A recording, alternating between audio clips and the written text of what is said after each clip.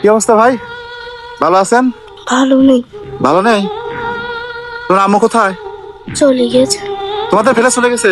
এই ভিডিওগুলো একটু শেয়ার করবেন। প্রত্যেকটা মা বাবার দেখা উচিত, স্বার্থ ছাড়া এই দুনিয়ায় কেউ কারো না। ঈদে কিছু কিনেছো? এই জামাগুলি একজনের মেয়ে পড়তো, ওইগুলি একটু পুরানো হয়ে গেছে, পরে দেশে ওইগুলি দিয়ে আর কি চলতেছে। আমি আমি ভাষা হারিয়ে ফেলেছি, বিশ্বাস করেন।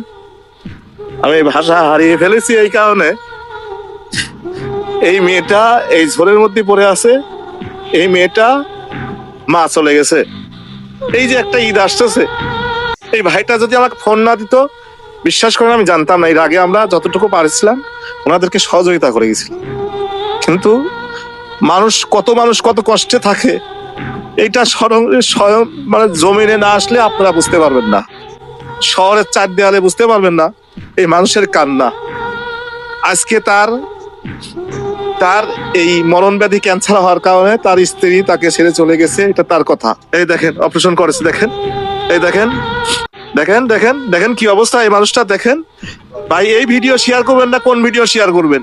প্রত্যেকটি মানুষের জানা উচিত কি ভয়াবহ অবস্থা। দেখেন স্বার্থের কারণে কি অবস্থা। ভাই একটু এদিকে আসেন, আমরা একটু সহযোগিতা করে গেছিলাম না, এটাকে দেখেছিলেন না? এই জায়গাটা আপনার থাকতে দিচ্ছেন। আমি আজকে আপনি থাকতে দিচ্ছেন। আমি আজকে উনার স্ত্রী কি চলে যাওয়া উচিত হয়েছে এই সময়? না না না, চলে যাওয়া আমি মানে নিতে পারিনি।